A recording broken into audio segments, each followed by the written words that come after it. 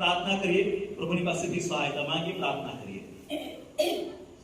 પ્રભુ, અમે તમારો ખૂબ આભાર માનીએ છીએ, તમારી સ્તુતિ કરીએ છીએ, કારણ કે આજે સાંજે પ્રભુ અમારા માટે, સ્પેશિયલી અમારા માટે આ સમય તમે અમને આપ્યો છે.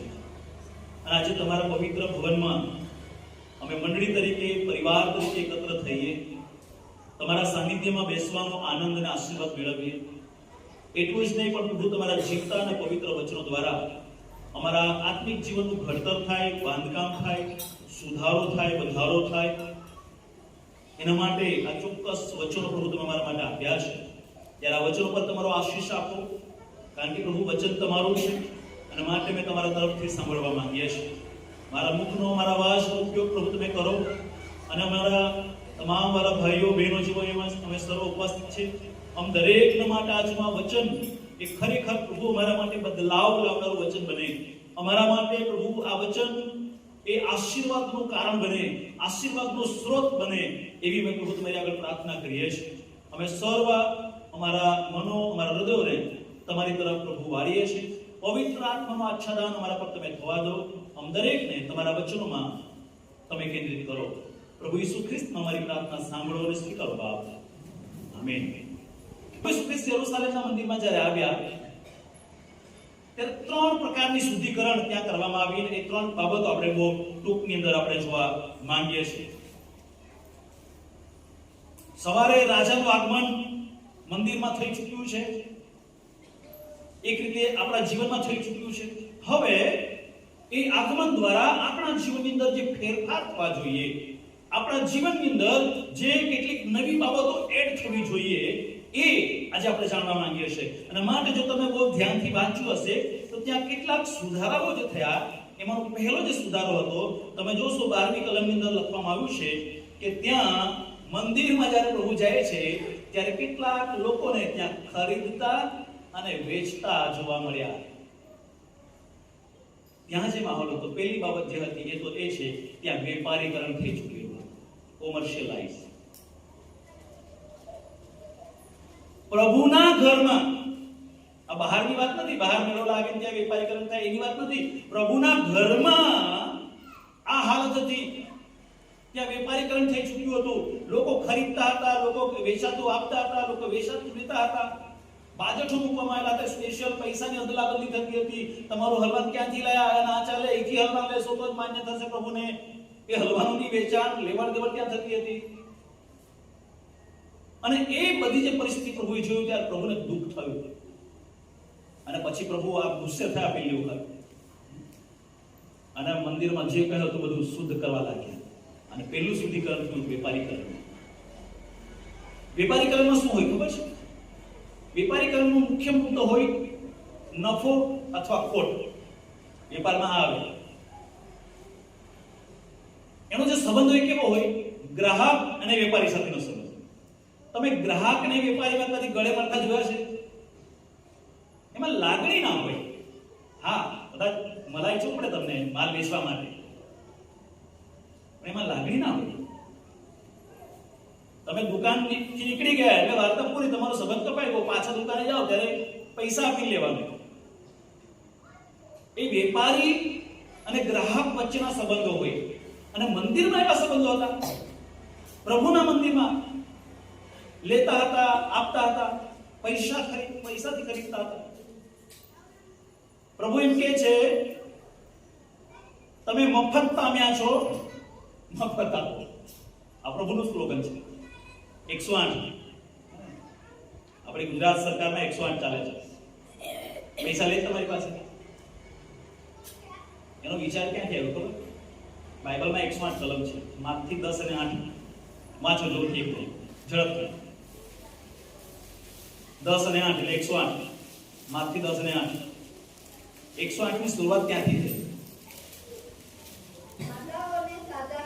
માંદાઓને સાજા કરો, જે પેરાલિસિસ થયેલા છે એમને શુદ્ધ કરો, મુવેલાને ઉઠાડો, ભૂતોને કાઢો. મફત પામ્યા છો ને મફત આપો. Hallelujah, hallelujah. 108 ની સેવા કરે છે, સાજાપણાની સેવા. ઘરે આવીને તમારે પેશન્ટ પૂરું પાડી દેશો હોસ્પિટલમાં સીધું. વિના મૂલ્યે. બાઇબલ તો આ કહે છે. અને યરુશલેમના મંદિરમાં જોવા મળ્યું કે ત્યાં તો વેપારીકરણ થઈ રહ્યું છે. પૈસા આપો તો જ પ્રવેશ મળશે. તમારા પૈસા અહીંયા દાનમાં નહીં સ્વીકારવામાં આવે, અહીંયાથી ખરીદવામાં આવશે શુદ્ધ કરેલા પવિત્ર કરેલા પૈસા. તમે જે હલવાન લાવ્યા છો, તમે જે કબૂતર હોલાનું જોડું લાવ્યા છો અર્પણ કરવા માટે, એ બહારનું છે, અશુદ્ધ થયેલું છે, એ નહીં ચાલે, અહીંથી લેવું પડશે. આવો માહોલ હતો ત્યાં પ્રભુની હાજરીમાં. અને માટે એ વેપારીકરણના જે સંબંધો હતા, વેપારી અને ગ્રાહક વચ્ચેના સંબંધો હતા, નફા અને ખોટને જોવામાં આવતા હતા, એવા સંબંધોને પરમેશ્વરે સુધારો કર્યો. આજે આપણા જીવનની અંદર પણ એવા સંબંધો છે. પ્રભુએ તો કહી દીધું મફત પામ્યા છો મફત આપો, પણ આપણે એ આપવામાં કચાશ અનુભવીએ છીએ. આપણે એ આપવામાં કોઈક ને કોઈક રીતે આપણે સ્વાર્થી બની ગયા છે. બીજાને મદદ કરવા માટે આપણો ફાયદો શોધીએ છીએ. હું આને મદદ તો કરું પણ મને શું મળશે? ઇલેક્શનમાં જે ઉભા હોય ને એ લોકો આ કરે, પેલા મારા જે હોય કે હું વોટ આપું પણ મને શું મળશે? હું વોટ આપું પણ મને શું મળશે? આવો સ્વાર્થ પ્રભુના ઘરમાં ઈશ્વર સાથેના સંબંધોમાં પણ થઈ ગયો છે. ખબર છે? આજે સવારે જો બાપ્તિસ્મા લેનાર છે એના ક્લાસમાં મેં એક વાત કરી કે આપણે જે દાન આપીએ છીએ ને એ ચઢાવો નથી. ચઢાવાથી ભગવાનને ખુશ કરવાનો હોય. આજે દાન આપીએ છીએ ને એનાથી ઈશ્વરને ખુશ કરવાની તો વાત અલગ છે. એ ઈશ્વરનું જ હતું. એમાં તમે શું એડ કર્યું? એ પ્રભુનું છે. અને આપ્યું છે એ તો પ્રભુનું છે જ છે. ઘરમાં પડ્યું છે, પાકીટમાં પડ્યું છે, એ પ્રભુનું છે. એ પ્રભુનું છે. એનાથી પ્રભુને, હા, તમે એ દાન જે આપો છો ને એનાથી તમારો ઈશ્વર સાથેનો પ્રેમ તમે પ્રગટ કરો છો. તમારો પ્રેમ પછી 10 રૂપિયા હોળો છે કે વધારે પ્રેમ ખબર નહીં. એક ખબર નહીં, આ એક માનસિકતા આપણી થઈ ગઈ છે, મારી પોતાની પણ. દાન એટલે શું? જોડીદાન એટલે કેટલા રૂપિયા? 100 રૂપિયાની નોટ હોય તો આપણે છૂટા શોધવા નીકળે, 10 ની નોટ આપો કારણ કે દાન નાખવાનું છે. આપણે આ સંકુચિત માનસમાં જીવીએ છીએ. નફા અને ખોટનો વેપાર કરીએ છીએ. આભાર સ્તુતિદાન આવે એટલે 100 અથવા બહુ તો 500. જોડીદાન હોય એટલે 10 કે 20. પૈસામાં પ્રભુની ગણતરી કરી નાખી છે આપણે. મારા પર ઈશ્વરે કેટલો બધો પ્રેમ કર્યો છે એ નથી જોતા. ઈશ્વરે મને કેટલું આપ્યું છે એ નથી જોતા. છૂટા કેટલા છે પાકીટમાં એ શોધીએ છે. અને માટે મારા અને તમારા જીવનની અંદર જે ફેરફાર થવો જોઈએ એ હજુ સુધી નથી થયો. કારણ કે આપણે એ શોધીએ છીએ, સ્વાર્થ શોધીએ છીએ, મને શું લાભ મળશે એ શોધીએ છીએ. અને જ્યારે એવું વિચારીએ છીએ ત્યારે એક્ઝેક્ટ આ સંબંધો વેપારીકરણ આપણે કરી ચૂક્યા છે. આપણે ઈશ્વરની સાથે સોદાબાજી કરીએ છીએ. ઈશ્વરની સાથે. હા, મારો તમારો પરમેશ્વર યહોવા ઈરે છે, બધું જ પૂરું પાડશે. હું કહું છું, પ્રભુનું વચન એવું કહે છે કે એ તમે નહીં માંગ્યું હશે એ પણ આપી દેશે. તમે માંગશો એ તો આપશે જ આપશે. સુલેમાનને કહ્યું કે માંગ માંગ, તને શું જોઈએ? બાઇબલમાં એકમાત્ર એવો વ્યક્તિ હતો, ધન્ય વ્યક્તિ, કે જેને પ્રભુએ કીધું વરદાન માંગી લે મારી પાસે, હું આરે બેઠો. પણ સુલેમાન ઈમાનદાર માણસ, એ ઈશ્વરનું ભીખ રાખનાર, ભય રાખનાર, ઈશ્વરના વચનો પ્રમાણે જીવનાર. અને સુલેમાને એવું કીધું કે પ્રભુ, મને ધન દોલત નથી જોઈતું, મને વૈભવ નથી જોઈતું, મને દુનિયાનું સુખ નથી જોઈતું. પ્રભુ ઓલરેડી ત્યાં આપેલું જ છે, મને શેની ખોટ છે? પણ જે લોકો પર અધિકારી તરીકે, રાજા તરીકે તે મને ઠરાવ્યો છે, તે એમનો તમારી બીક રાખીને ન્યાય કરી શકું એવું મને બુદ્ધિ આપજો, એવું જ્ઞાન મને આપજો. અને પ્રભુ એટલા ખુશ થઈ ગયા, એટલા ખુશ થઈ ગયા. એ બુદ્ધિ, એ જ્ઞાન એટલું બધું આપ્યું કે વિશ્વના મોટા મોટા રાજાઓ, મોટા મોટા જ્ઞાની લોકો એ સુલેમાનનો દરબાર જોવા માટે જતા, લાઈન લાગતી, વેટિંગમાં હતા. હાલેલુયા. પરમેશ્વર જ્યારે તમે માંગો છો તમને આપવા તૈયાર છે. માલાખી 3 અને 10 જૂના કરારનું છેલ્લું પુસ્તક 3 અધ્યાય 10મી કલમ એમ કહે છે કે એકવાર, પ્રભુ એવું કહે છે, પ્રભુ કે એકવાર મારું પારખું તો લઈ જુઓ. આકાશની બારીઓ ખોલીને તમારી પાસે સમાવેશ કરવાને પૂરતી જગ્યા પણ નહીં હોય એટલો બધો આશીર્વાદ આપવા માટે હું તૈયાર છું. હાલેલુયા.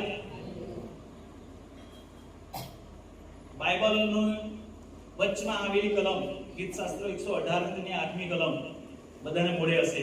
અનુભવ કરો અને જુઓ, અનુભવ કરો અને જુઓ. હાલેલુયા. અને એ ઉત્તમ હોય અને પછી આપણે અહીંયા સોદાબાજી કરવા તૈયાર થઈ જઈએ. પ્રભુ 10 આપો પણ મને 100 મળવા જોઈએ. અરે પ્રભુ તો દરિયો લઈને બેઠા છે આપવા માટે. પ્રભુ આપણને આપવા માંગે છે. આપણે એને આપણા રૂપિયાની સાથે આપણી એ બીજી બાબતોથી પ્રભુને ના તોલી આપણે. પ્રભુની સાથે આપણા હૃદયના સંબંધો હોવા જોઈએ. મંડળીઓમાં આજે ઘણી બધી જગ્યાએ એવું જોવા મળે છે, રૂઢિગત આપણે કરતા હોઈએ છીએ.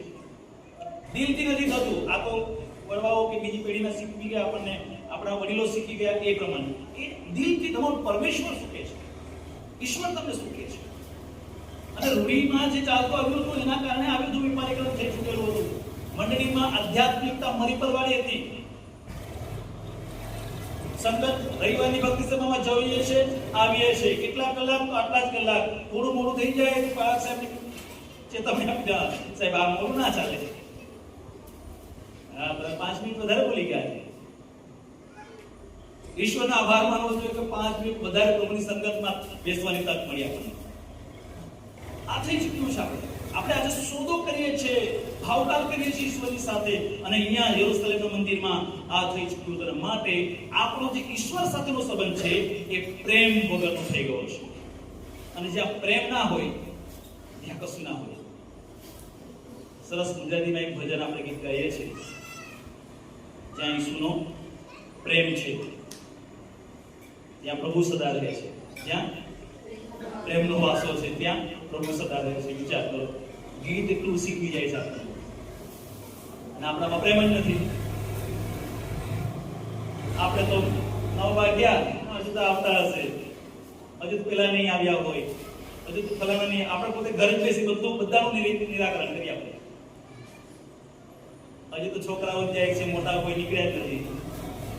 એટલે મેં સવારે પૂછ્યું સમય કયો રાખવો. આપણે જ સમય નક્કી કરીએ અને આપણે જ પૂરા જઈએ. પ્રેમ વગરનો સંબંધ ઈશ્વર સાથે, અને આપણે એમ કહીએ છીએ કે મારું ઘર આશીર્વાદથી ભરાઈ જાય. આ તો કેવી વાત.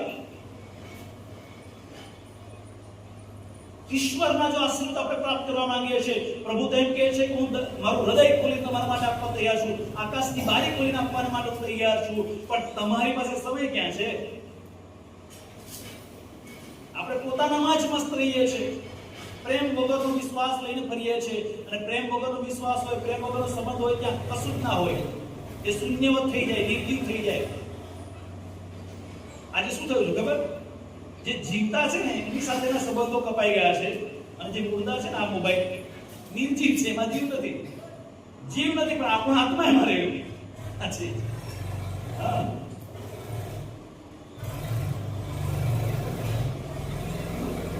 એના વગર નહીં ચાલે. રાતે ઊંઘ ના આવે મોબાઈલ વગર. એક ગેજેટ છે ઇલેક્ટ્રોનિક્સ, એનામાં આપણો જીવ જતો રહ્યો છે. અને જે સાક્ષાત પ્રભુ આપણને એમ કહે છે કે મારા માટે સમય આપો, મારા માટે સમય આપો. આપણે રીલ્સ જોવામાંથી, ગેમ્સ રમવામાંથી, મૂવી જોવામાંથી આપણને ટાઈમ નથી મળતો. અને પછી એમ કહીએ છીએ કે પ્રભુ મારી પરીક્ષામાં પ્લીઝ પ્રભુ પાસ કરાવી દેજો. પ્રભુ કે પરીક્ષા ઓફિસર થોડા છે પરીક્ષા લેનાર. ચાલો ભાઈ બેટા એ પ્રાર્થના કરીને 5-6 પણ પાછળ મીઠું દોરી દો, 50 કરતો. એવી અપેક્ષા રાખીએ છીએ આપણે. આપણા જુવાનો પોતાના જીવન સાથીની પસંદગી કરવા માટે પ્રભુની આગળ નમતા નથી. આપણા જુવાનો એ સોશિયલ મીડિયાનો ઉપયોગ કરે છે, ઈશ્વરનો ઉપયોગ નથી કરતા. અને પછી આપણે એવું ચાહીએ છીએ કે મારા ઘરમાં આશીર્વાદ આવે, આશીર્વાદ આવે. અરે પણ જે કુટુંબનો બાંધનાર છે, કુટુંબનો રચનાર છે, એની પાસે તો જાઓ. આપણે તો વડીલોને નહીં પૂછતા છે. થાય છે ને? પ્રભુની આગળ માંગો. અને જ્યારે પ્રભુની આગળ માંગશો ને તો જે શ્રેષ્ઠ હશે ને તમારા માટે જે ઉત્તમ હશે ને એ પ્રભુ આપશે. તમારી દ્રષ્ટિમાં શ્રેષ્ઠ અને ઉત્તમ શું હશે એ તમારી ગણતરી હશે, પણ ઈશ્વરની જે ગણતરી હશે ને એ બહુ અજાયબ જેવી છે. માણસ ધારે ને તો એ ઈશ્વરની ત્રણ વસ્તુઓ બદલી નહીં શકે. એક, ઈશ્વરનું કેલ્ક્યુલેટર, ગણતરી કરવાનું. એની ગણતરી બહુ અજાયબ જેવી છે. 5000 ભાગ્યા 5 તો માઇનસમાં કેટલા નીકળી જાય? પણ પ્રભુની ગણતરીમાં શું આવ્યું? 5000 ભાગ્યા 12 વધ્યા શેષ. 5 રોટલી દ્વારા 5000 ને જમાયા તો 12 ટોપલીઓ ભરાય. આ પ્રભુની ગણતરી, એનું કેલ્ક્યુલેટર.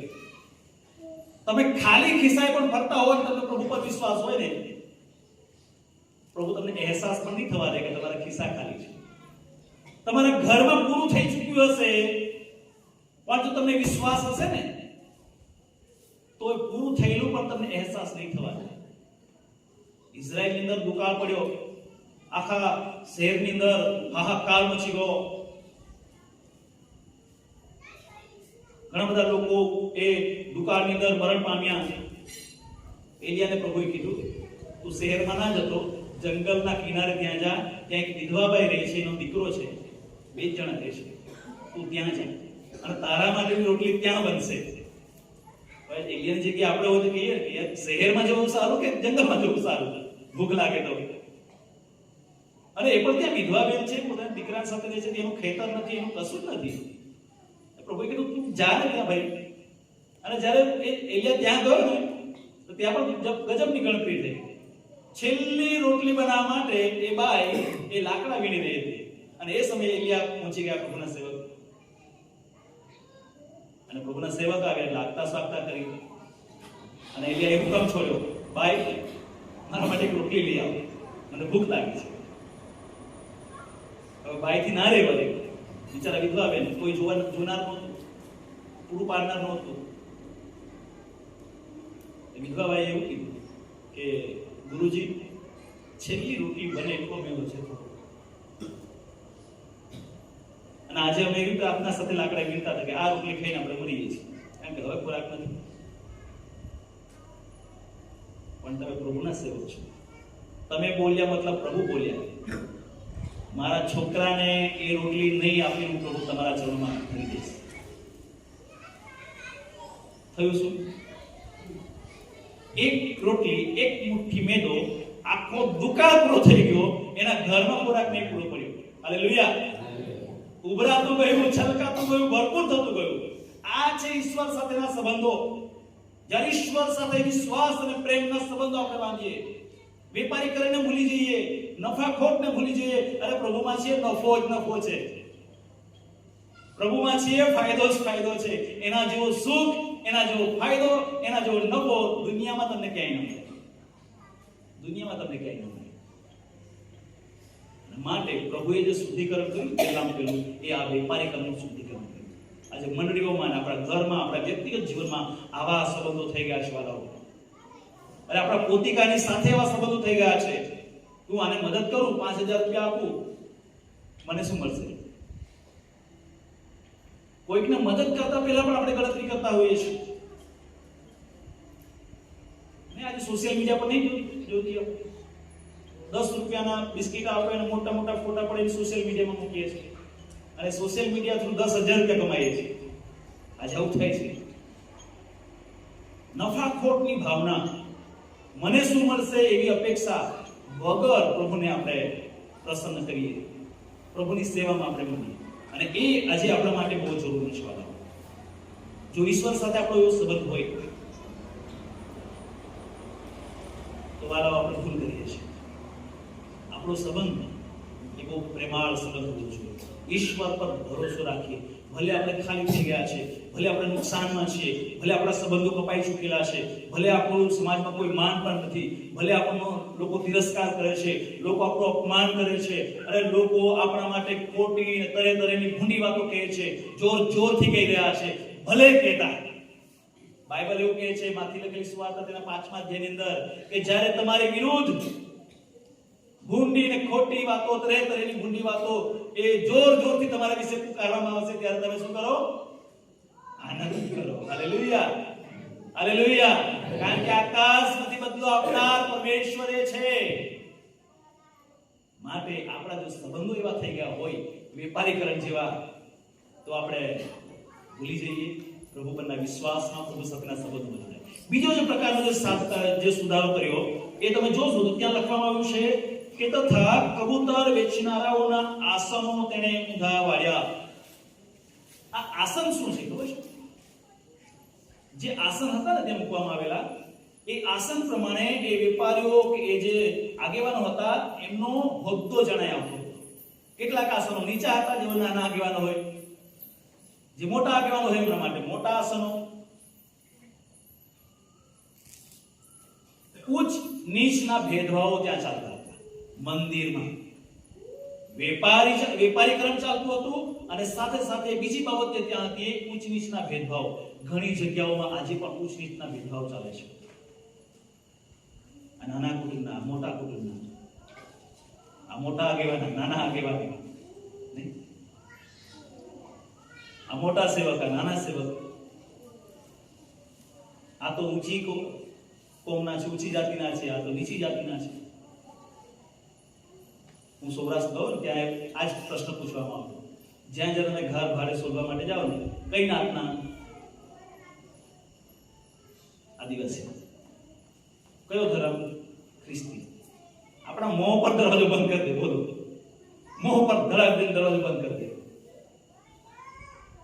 જે સોસાયટીમાં હું રહેતો હતો ને, સોસાયટીના લોકો તો મને કાઢવા માટે આવ્યા હતા કે સાહેબ ભૂલથી ઘર અપાઈ ગયું છે, તમને ઘર ખાલી કરી નાખો ફટાફટ.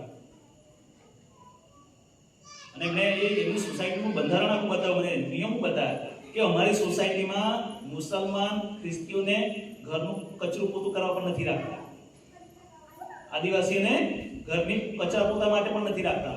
અમારી આ સુવ્યવસ્થિત આખી ઉચ્ચ કોટીના લોકોની આ સોસાયટી છે. અને જે ઘર મને ભૂલથી બહાર આપી દીધું હતું એ રાજગોરનું બ્રાહ્મણનું ઘર હતું, એમાં હું રહેતો હતો. એટલે મને કે સાહેબ મહેરબાની કરો, ફટાફટ ઘર ખાલી કરી નાખો. ઉચ્ચ નીચના ભેદભાવ આજે પણ ચાલે છે. પ્રભુએ બહુ ગજબનું કામ કરી ગયા. જે લોકો કાઢવા આવ્યા હતા 10 દિવસ પછી એ લોકો રિક્વેસ્ટ કરવા આવ્યા કે સાહેબ ગમે તે થાય તમારે આ ઘરમાંથી જવાનું નથી. હાલેલુયા. ગમે તે થાય આ ઘરમાંથી તમારે જવાનું નથી. એ ઘરનો માલિક મહિના પછી મને કહી જતો રહ્યો, સાહેબ તમે ધર્મગુરુ છો અને ક્રિશ્ચિયન છો એટલે કદાચ તમે ચિકન મટન ખાતા હશો. એ કીધું અમે ખાઈએ છીએ પણ અહીંયા આવ્યા છે ત્યારથી અમે નથી ખાતા, કારણ કે અમને ખબર છે આ તમારું ઘર છે અને રાજગોર છો તમે, તમારા ઘરને અમારે અશુદ્ધ ના કરે તમારી માન્યતા પ્રમાણે. તો તમને કોઈ કંઈ કીધું ના? અમે કીધું નથી, પણ અમે વિવેક જાણીએ છીએ, આટલો સંસ્કાર છે મેં કીધું. અરે તમને આ લોકો ના પાડે ને મારા ઘરમાં તમારે ચિકન મટન મચ્છી જે બનાવો ખાઓ. તમે ધર્મગુરુ થઈને મારા ઘરમાં રહો, મારા માટે ધન્ય ઘડી કહેવાય. તમારે જે બનાવો એ બનાવીને ખાજો. રાજગોર બ્રાહ્મણ અને જીબીમાં બહુ મોટા ઓફિસર હતા, એન્જિનિયર હતા, એ બનાવીને કહી ગયા. જે દિવસે ત્યાંથી બદલી થઈ ને કરોડપતિ લોકો પાસે મોટી મોટી સ્કૂલો ચલાવે, મોટા મોટા 200-300 વીઘાના માલિકો, પેટ્રોલ પંપના માલિકો, દરબારો, રડતા રડતા એ લોકોએ સામાન ચડાવ્યો ટેમ્પામાં. હાલેલુયા. આજે ચાલે છે ઉચ્ચ નીચ. વાલો, પરમેશ્વર એવું ચાહે છે કે આપણે એક મેજના, પ્રભુએ નથી ભાગલા કર્યા. તમે વિચાર તો કરો, પ્રભુ ઈસુ ખ્રિસ્ત જ્યારે એ લાસ્ટ સફરની અંદર છેલ્લા ભોજનની અંદર બેઠા, એ ફોટા ઘણી બધી જગ્યાએ તમે જોયા હશે, ઘરોમાં હશે. પ્રભુ વચ્ચે બેઠા હશે અને શિષ્યો આસપાસ. એ જ દ્રશ્ય છે પ્રભુ જ્યારે પાછા આવવાના છે ને ત્યારે થવાનું છે. આ જ દ્રશ્ય પ્રભુ પોતાની હરોળમાં આપણને રાખવા માંગે છે. પ્રભુ એ કહે છે કે હું તમને દાસ કે ચાકર નથી કહેતો, હું તમને મારા મિત્રો કહું છું. હાલેલુયા. એનો મતલબ એ થાય કે ઈશ્વર પણ આપણી સાથે ભેદભાવ નથી રાખતો.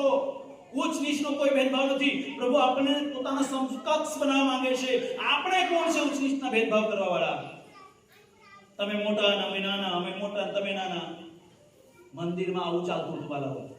અને આજે ઘણી બધી જગ્યાએ આ વાતાવરણ સર્જાયેલા છે.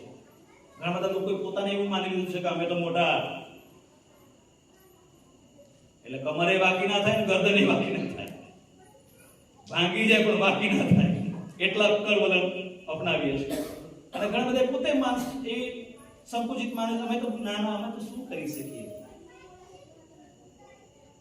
ધારી લીધું છે પ્રભુએ કોઈને નાના કે મોટા બનાવ્યા નથી, કોઈને મોટા કે નાના બનાવ્યા નથી. જબ્દીના પત્ની યાકૂબ અને યોહાનના મમ્મી પ્રભુ ઈસુ ખ્રિસ્તની પાસે આવ્યા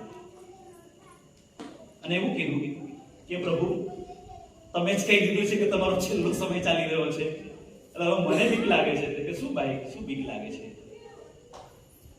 કે તમે તો પાછા પ્રભુની પાસે જતા રહેવાના છો, પણ અમારા દીકરાઓનું શું થશે?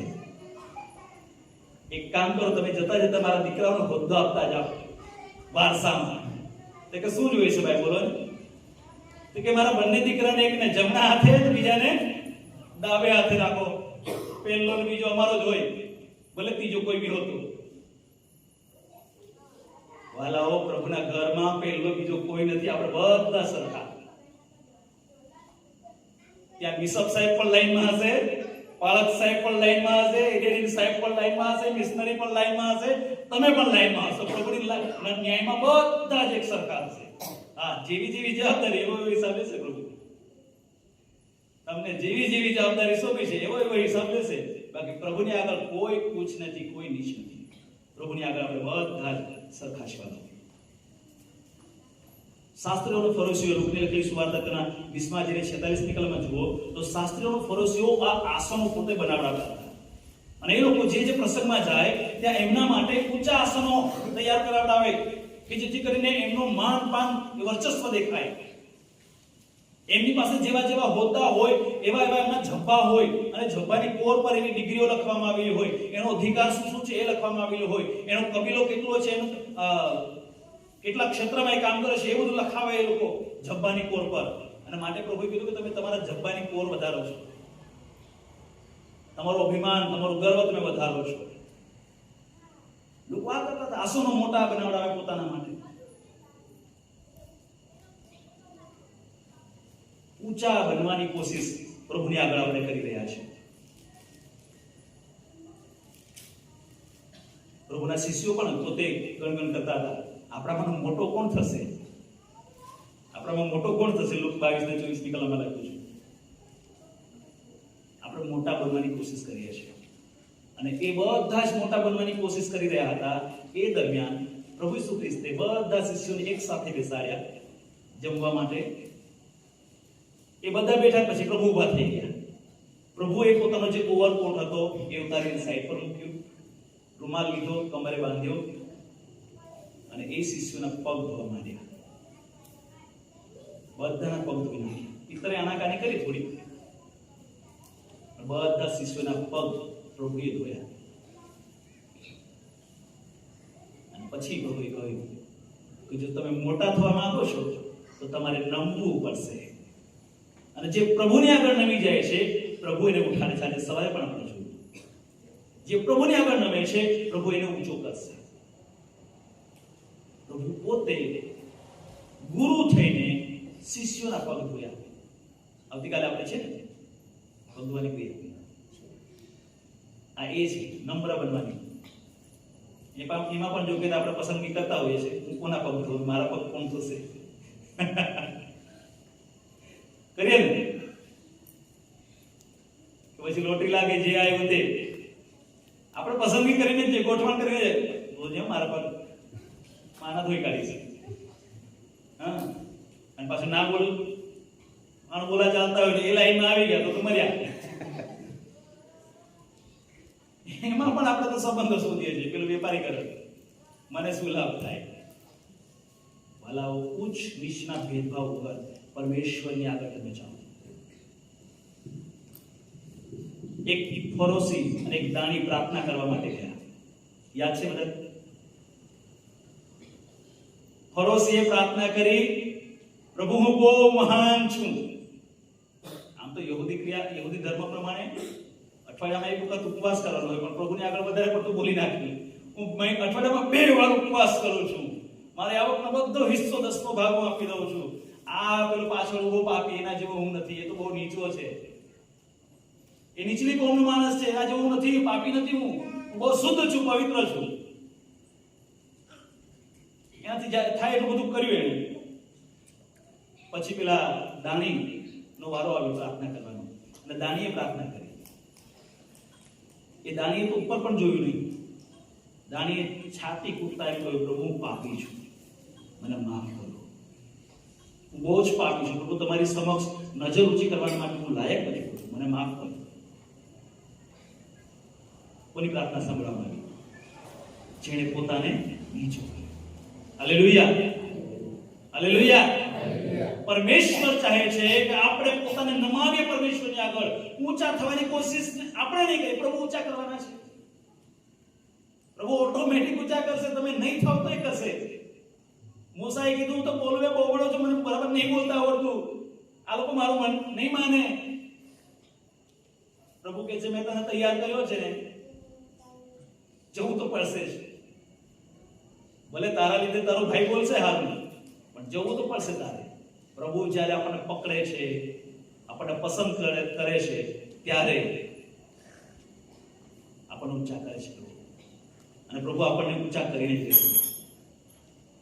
જે જે પ્રભુના ચરણોમાં નમી ગયા છે, જે પ્રભુની આગળ પોતાના જીવનને સોંપે છે, એને પ્રભુ ઊંચા કરે છે. આપણે ઊંચ નીચ કરવાની આપણને જરૂર નથી. ત્રીજો જે ફેરફાર થયો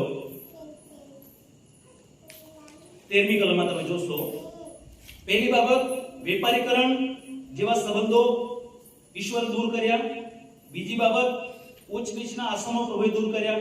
ત્રીજી બાબત કે જે હેતુના માટે મંદિર તૈયાર કરવામાં આવેલું હતું, એ મંદિરને શુદ્ધ કરતા પ્રભુએ ભવિષ્ય વચનને ત્યાં સાબિત કર્યું અને ત્યાં પ્રોક્લેમ કરવામાં આવ્યું, પ્રગટ કરવામાં આવ્યું કે આ ઘર તો પ્રાર્થનાનું ઘર થશે, વેપારીનું કોતર નહીં.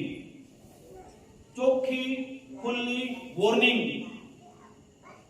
જે ધાંધલ કરી રહ્યા હતા એ લોકોને આપવામાં આવી કે તમે જે કરી રહ્યા છો એ ઠીક નથી. આ ઈશ્વરનું ઘર છે, અહીંયા પ્રાર્થના થવી જોઈએ, અહીંયા જીવનો બદલાવા જોઈએ, અહીંયા પાપીનો માફ કરવા જોઈએ, અહીંયા આનંદ હોય, અહીંયા આશા હોય, અહીંયા સાજાપણું હોય, અહીંયા જીવનમાં ઉદ્ધાર હોય, વેપારીકરણ ના હોય. આપણે એ કરીએ છીએ, આપણે તોલવા બેસી રહીએ છીએ. અહીંયા આ ઘર પ્રાર્થનાનું ઘર છે, લૂંટારાનું કોતર નથી કે અહીંયા આપણે ભાગ પાડીને વેચતા થઈએ. એ લૂંટારાના કોતરોમાં જ્યારે લૂંટારાઓ ચોરી કરવા જાય એ પેલા કોતરોમાં ભેગા થાય અને પછી નક્કી કરે કે આપણે કઈ જગ્યાએ આજે ખાતર પાડીએ, ક્યાં ચોરી કરીએ. અને પછી જતા પહેલા નક્કી કરવામાં આવે કે કદાચ પકડાઈ જઈએ, કદાચ પોલીસ આવી ગઈ, ભાગવું પડે તો પાછું ગોળ ગોળ ફરી પાછું અહીંયા જવાનું. એ લૂંટારાનું કોતર હેડક્વાર્ટર, ભલે ભાગવાનું બીજી દિશામાં પણ ફરી પાછી અહીંયા જ ભેગા થવાનું. એટલે બધા કેવા ભેગા થાય ત્યાં? ચોર ને લૂંટારા. આપણે મંદિરમાં એ કરી ચૂક્યા છે, અખાડો બનાવી દીધો છે, રમત કરી નાખી છે. વખત પાસપોર્ટ કમિટીમાં આવું થઈ જાય, ફલાણા કુટુંબમાંથી નહીં લેવાનું, માફ કરજો, અઠવાડિયા દરમિયાન પાસપોર્ટ કમિટી નક્કી કરવાના છે તમારે. બરાબર? ઈશ્વરની સેવા ચલાવવા, ઈશ્વરની સેવા મંડળીમાં નાનામાં નાની જવાબદારી તમે નિભાવશો ને. આજે એક સરસ દીકરો અહીંયા સરસ વાળતો હોય, પછી મને ઈચ્છા થઈ કે હું પણ વાળું, એટલામાં બહેનો આવ્યા એટલે મેં પછી વાળી નાખ્યું. આ સેવા છે. મેં આજે સવારે કીધું, આજે સવારે વહેલી સવારે 6 વાગે ઉઠી તો મારું દેવળનો આખો આંગણું કરસાથી વાળી સાફ કરીને આવે, પછી પાણી છાંટ્યું બરાબર. આનંદ છે એમાં. જે એક જવાબદારી, જે એક સેવા આપણને મળે છે એ સેવા આપણે કરવાની છે. આપણે અહીંયા રમત નથી કે રાજનીતિ મંડળીમાં ના હોય, પોલિટિક્સ ચર્ચમાં ના હોય, આપણા જીવનમાં પણ ના હોય, ભેદભાવ નહીં હોય, વેપારીકરણ ના હોય, ઊંચ નીચ ના હોય. આપણે તો પ્રભુના બાળકો છીએ, પ્રભુના બાળકો છીએ. આજે સવારે લાવાદીખ્યાની મંડળીની વાત કરી હતી, પ્રકટીકરણ 3 અને 20 ની વાત કરી હતી. પ્રભુ દરવાજો ઠોકે છે, પ્રભુ દરવાજો ઠોકી થાકી ગયા છે, કોઈ તો ખોલો. આપણે અંદર પ્રભુ મંદિરમાં આપણે પોતાનું મન ગળત કરીએ છીએ, રાજનીતિ રમીએ છીએ, અહીંયા ઊંચ નીચના ભેદભાવ કરીએ છીએ, વેપારીકરણ કરીએ છીએ. પ્રભુ તો બહાર છે.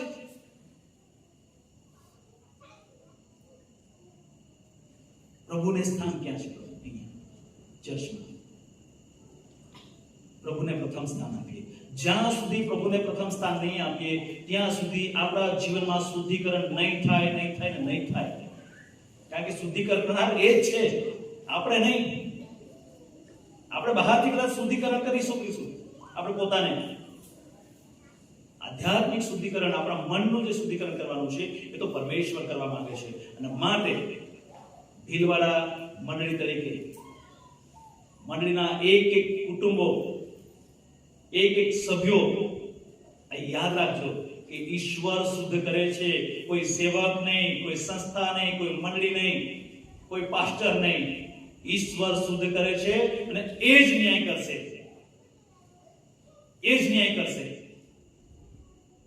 ઈશ્વર આ મંડળીનો રાજા છે. ઈશ્વર આ મંડળીનો કિંગ છે. ઈશ્વર આ મંડળીનો માલિક છે અને એના અધિકાર નીચે સગળું છે. ઘણી બધી વખત એવું થાય છે, આપણે પ્રાર્થના અહીંયા કરીએ, સાજાપણું નહીં મળ્યું, ચલો બીજા સેવકને બોલાવીએ, સાજાપણું નહીં મળ્યું, બીજી મંડળીમાં જઈએ, સાજાપણું નહીં મળ્યું. તમે આ મંડળીમાં ગયા, પેલા સેવક પાસે ગયા, પેલી સંસ્થા પાસે ગયા, અરે ઇઝરાયલ ચિઠ્ઠી મોકલાવી આપી, તમે જીસસ કોલમાં જઈ આવ્યા, બધે જઈ આવ્યા, પ્રભુ પાસે ગયા, પ્રભુની આગળ ઘૂંટણે પડ્યા, તમારા પાપ પ્રભુની આગળ કબૂલ કર્યા? ના, એ તો પ્રાર્થના કરાવીએ, ભાડેથી પ્રાર્થના કરાવીએ છીએ. હા, આ ટ્રેન્ડ ચાલે છે અત્યારે. સેવકોને પૈસા આપીને ઘરે બોલાવે, લો સાહેબ પ્રાર્થના કરો અમારા માટે. સેવક તો પ્રાર્થના જ કરશે, સેવકનું કામ જ પ્રાર્થના કરશે, એ દિલથી કરશે. પણ દિલથી તમે પ્રભુને સ્વીકાર્યા કોઈ દિવસ? પ્રભુની આગળ તમારામાં જે ભરેલું છે એ ખાલી કર્યું કોઈ દિવસ? આપણે પેલા દાદી જેવું કરીએ છીએ, ગાડામાં તો બેસી ગયા પણ ભારો માથા પર જ. જ્યાં સુધી એ ભારો પ્રભુની આગળ નહીં મૂકીએ આપણા જીવનની અંદર કદી બદલાવ નહીં આવે. તમે આખી દુનિયા ફરી વળો, યરુશલેમના મંદિરમાં જઈને પ્રાર્થના કરી આવો, બદલાવ ત્યાં નથી, બદલાવ અહીંયાની જરૂર છે. પ્રભુ તમારા હૃદયમાં શુદ્ધ કરવા માંગે છે, તમે હૃદય નથી ખોલતા. પ્રભુ હજુ પણ બહાર ઠોકે છે. જુઓ, હું બારણા આગળ આવીને તમારો દરવાજો ખટખટાવું છું. આપણે ગીત તો ગાઈએ છીએ, તારા દિલનું દ્વાર જો ઈસુ ખટખટાવે, પછી ખોલ દરવાજો તેજો આવવા માંગે જાહેર.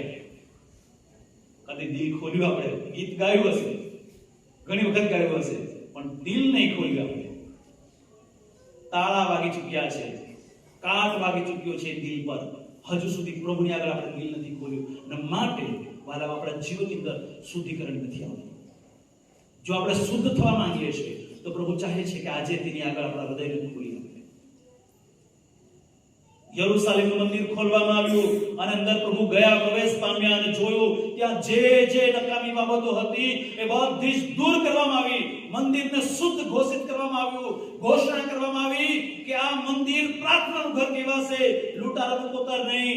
જો મારું જીવન, જો આપણું જીવન આજે લૂંટારાનું કોતર જેવું બની ચૂક્યું છે કે દિવસે અને જાહેરમાં તો આપણે બહુ સાફ હોઈએ છીએ, પણ અંગતમાં અને રાત્રે અને અંધારામાં આપણે શું કરતા હોઈએ છીએ? લૂંટારાનું કોતર બનાવી દીધું છે અંદર. એક જ મોડે દિવસે હાલેલુયા બોલીએ છીએ, પછી બહાર જઈને શું બોલીએ છીએ આપણને ખબર નથી હોતી. કોઈ કે ખબર નહીં, કોઈ કે કીધું કે ચર્ચમાં આવીને हालेलुया स्तुति करेंगे, बाहर जाके कुछ भी करेंगे. આવા બેવડા બોલો અને પછી કહે કે પ્રભુ મારું સાંભળતો નથી. અમે આટલા સમયથી પ્રાર્થના કરીએ છીએ, પ્રભુ મારું. અરે પ્રભુ તો બેરાનું સાંભળે છે, પ્રભુ મૂંગા માણસનું સાંભળે છે, પ્રભુ અંધ માણસનું સાંભળે છે, પ્રભુ હર કોઈનું સાંભળે છે. એક બહુ સરસ નાના બાળકની પ્રાર્થનાની વાત કરું તમને. અમદાવાદ સ્લમ વિસ્તારમાં અમે ટ્યુશન ક્લાસ ચલાવીએ અને ત્યાં દર મંગળવારે બાઇબલના ક્લાસ, બાઇબલની સ્ટોરી હું શીખવાડતો છું. અને મારા જે બાળકો હતા સ્લમના, એમને હું પ્રાર્થના કરવાનું શીખવાડતો કે જાતે જાતે કઈ રીતે પ્રાર્થના કરો, નાની નાની પ્રાર્થના. તો એક દિવસે મંગળવારે હું બાઇબલની સ્ટોરી શીખવતો હતો. એ દરમિયાન લગભગ ચોથા પાંચમા કે એટલામાં જ ભણતો હશે બાળક. અને બાળકે કીધું સાહેબ મારે એક વાત કરવી છે. મેં કીધું બેટા પછી કરજે. ના, મારે હમણાં જ કરવી છે. મેં કીધું સારું બોલ. તો આગળ આવીને ઉભો થઈ ગયો. પછી મને કહે સાહેબ તમે મને પ્રાર્થના કરતા શીખવાડી હતી ને, તમે મારા ઘરે પ્રાર્થના કરી. એવું બહુ સરસ. કોના માટે પ્રાર્થના કરાઈ? કે ગયા અઠવાડિયે છે ને મારા દાદા બીમાર થયા અને સખત બીમાર હતા અને લોકો પ્લાસ્ટિક વીણવાનું કામ કરે. મારા પપ્પા પાસે પૈસા હતા નહીં એટલે દાદાને તાવ બહુ હતો પણ પપ્પા દવાખાને ના લઈ ગયા કારણ કે પૈસા નતા ઘરમાં. તો મેં ઈસુ બાપ આગળ એવી પ્રાર્થના કરી, આ એ બાળકના શબ્દો છે કે ઈસુ બાપ મારા પપ્પા પાસે પૈસા નથી, એક કામ કરો ને મારા દાદાને તમે સાજો કરી દો. ઈસુ બાપના નામમાં આમીન. આ એ બાળકના શબ્દો છે. આજે મને કામમાં યાદ આવે છે. બાળકે આ પ્રાર્થના કરી કે ઈસુ બાપ મારા પપ્પા પાસે પૈસા નથી કે મારા દાદાને દવાખાને લઈ જાય, એક કામ કરો ને તમે સાજો કરી દો ને. અને બાળકે એટલી ખુશીથી કીધું કે સાહેબ મારા દાદા સાજા થઈ ગયા. Hallelujah, hallelujah. બાળકની કાલી ગીલી ભાષાના એ બે શબ્દોમાં એ દાદા 2 દિવસથી ખાટલે પડેલા ઊભા થઈ ગયા, કામ કરવા લાગ્યા, પ્લાસ્ટિક વીણવા લાગ્યા. કોઈ દિવસ સાચા મનથી દિલ તો ખોલો. વર્ષો જૂની પ્રાર્થનાઓ, ભૂલાઈ ગયેલી પ્રાર્થનાઓ પ્રભુ માન્ય કરશે. એક વખત આમ ખોખારીને આમેન તો કહી જુઓ પ્રભુની પાસે. દુનિયામાં ઘણા બધા લોકો પોતાને દેવ કેવડાવતા હશે અને ઘણા બધા લોકો ઘણાને દેવ કહેતા હશે, પણ એક માત્ર ઈશ્વર એવો છે. બાઇબલમાં 777 નામની કલમ છે. એક 108 ની કલમ કીધી ને તમને, એક બીજી છે 777. નવા કલમમાં પેજ નંબર 7, માથીની લખેલી સુવાર્તા 7મો અધ્યાય 7મી કલમ પેજ નંબર 7. આ એક જ પરમેશ્વર કે જે સાચો છે, સત્ય છે, સનાતન છે, એને કહ્યું છે માથી 7 અને 7 પેજ નંબર 7. શું લખ્યું છે? માંગો તો, શોધો તો, ઠોકો તો. હવે કોણ કહે તમે? મારો તમારો પરમેશ્વર બધું જ લઈને બેઠો છે ને એમ કહે છે કે માંગો તો ખરા, એકવાર મળી જશે. એકવાર દિલથી શોધો તો ખરા. અરે ઘણા સમયથી પ્રાર્થના નથી સંભળાઈ, અરે ઠોકો તો ખરા એકવાર. નાનું બાળક તમારી પાસે રૂપિયો માંગે, 5 રૂપિયા મળે, રૂપિયો નહીં 5 રૂપિયા માંગે, તો એકવાર તમે જા એમ કહી દો એટલે બાળક થોડી વાર શાંતિ. પાછું ના જોઈએ 5 રૂપિયા જોઈએ છે, હમણાં મારીશ ને એમ કે એટલે પાછું દૂર થઈ પાછું આવશે, આંગળી પકડી ખેંચે, ના પપ્પા જોઈએ, ના મમ્મી જોઈએ, 5 રૂપિયા જોઈએ છે. હજુ ના પાડીએ પછી રડવા માંડશે, ગબડી પડશે, પગ પછાડવા માંડશે, ના છૂટકે તમારે ને 5 રૂપિયા આપવા પડશે. કોઈ વાર પ્રભુ સાથે આવી જીદ કરી દો. બાળક જેવું મન પ્રભુ માંગે છે, બાળક જેવો હઠ પ્રભુની આગળ એક વખત કરી જુઓ. પ્રભુ આપશે, જબરજસ્ત આપશે. અને જે દિવસે પ્રભુ આપશે તમે જોશો, દુનિયા જોશે, પણ પહેલા જરૂર છે આપણા મનની શુદ્ધિકરણની, આપણા હૃદયની શુદ્ધિકરણની. અને પ્રભુ આપણી પાસે શુદ્ધિકરણ માંગે છે. 1 કોરિન્થીયો 3 અધ્યાય તેની 16 ને 17મી કલમ બધાને યાદ હશે કે તમે દેવનું મંદિર છો. તમે દેવનું મંદિર છો, તમારું શરીર દેવનું મંદિર છે. માટે એ દેવનું મંદિર શુદ્ધિકરણ કરવું બહુ જરૂરી છે. આજે પ્રભુની આગળ આપણે નમ્યા છીએ ત્યારે આપણા હૃદયને પ્રભુની આગળ સોંપીએ. જો આપણા હૃદયમાં પાપ છે તો પ્રભુ માફ કરવા તૈયાર છે. જો આપણું હૃદય અશુદ્ધ છે તો પ્રભુ શુદ્ધ કરવાના માટે તૈયાર છે. જો આપણું હૃદય અપવિત્ર થઈ ચૂક્યું છે તો એને પવિત્ર કરવા પ્રભુ તૈયાર છે. યરૂશાલેમના મંદિરને જેને શુદ્ધિકરણ કર્યું એ જ પરમેશ્વર, એ જ પ્રભુ આજે મને તમને શુદ્ધ કરવા માટે તૈયાર છે. અને પ્રભુ આપણને આહવાન આપે છે બહુ પ્રેમથી, બહુ પ્રેમથી. આવો આપણે ટૂંકી પ્રાર્થના કરીએ. પ્રભુ મેં તમારો ખૂબ આભાર માનીએ છીએ. આજે સાંજે અમારા અશુદ્ધ જીવનો તમારી હજુરમાં પ્રભુ અમે લાવીએ છીએ. પ્રભુ અમે કેવા છે ને એ તો અમારા કરતા પણ સારી રીતે તમે જાણો છો, કારણ કે અમે તો ઘણું બધું સંતાડીએ છીએ, ઘણું બધું છુપાવીએ છીએ. લોકો લોકોની આગળ પણ અમે છુપાવીએ છીએ અને તમારી આગળ પણ અમે છુપાવી દઈએ છીએ. અને એમ કરતા પ્રભુ અમે એવું જાણીએ છીએ કે અમે બહુ સારા છીએ, પણ પ્રભુ અમારું સારા પણ કેટલું છે તમે જાણો છો. અને માટે આ સમયે અમે પ્રભુ મારું જીવન તમારી સમક્ષ લાવ્યા છે. અમને સહાય કરો, મદદ કરો અને પ્રભુ અમારા પર તમે દયા કરો કે જેથી કરીને અમારા જીવનનું શુદ્ધિકરણ થાય. અને જ્યારે અમારા જીવનનું શુદ્ધિકરણ થશે પ્રભુ તમારા અદ્ભુત એવા આશીર્વાદો, તમારા પરાક્રમી કામો, તમારા ચમત્કારો, તમારા નામની ગવાહીઓ અમારા જીવનમાં હાજર હશે. અને અમે લોકોની આગળ પ્રભુ તમને પ્રગટ કરીશું, લોકોની આગળ પ્રભુ જાહેર કરીશું કે મારા પ્રભુએ મારા માટે કેવા મહાન કામ કર્યા છે. જેમ એ સુંદર નામના દરવાજે બેસતો લંગડો માણસ એ કૂદતો અને નાચતો મંદિરમાં જઈને કહે છે કે યહોવાએ, પ્રભુએ મારા જીવનમાં કામ કર્યું. પ્રભુ અમે પણ પુકારવા માંગીએ છીએ, અમને પ્રભુ શુદ્ધ કરો, અમને શુદ્ધ કરો. અમારા ભૂલો, પાપો, અપરાધોની અમને માફી આપો. અમે બધા જ પ્રભુ અધૂરા છીએ, અમે નબળા છીએ. પ્રભુ તમારામાં અમને સંપૂર્ણ બનાવો અને શુદ્ધ થવામાં અમારા જીવનની આડે જે કંઈક બાબતો આવે છે એમાં અમારો અભિમાન હોય, અમારો ઘમંડ હોય, અમારો ઈગો હોય, જે કંઈ પ્રભુ સઘળું પ્રભુ ઈસુ ખ્રિસ્તમાં તમે દૂર કરો. અમને સંપૂર્ણપણે પ્રભુ તમે શુદ્ધ કરો.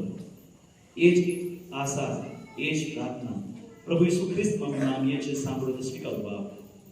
આમેન.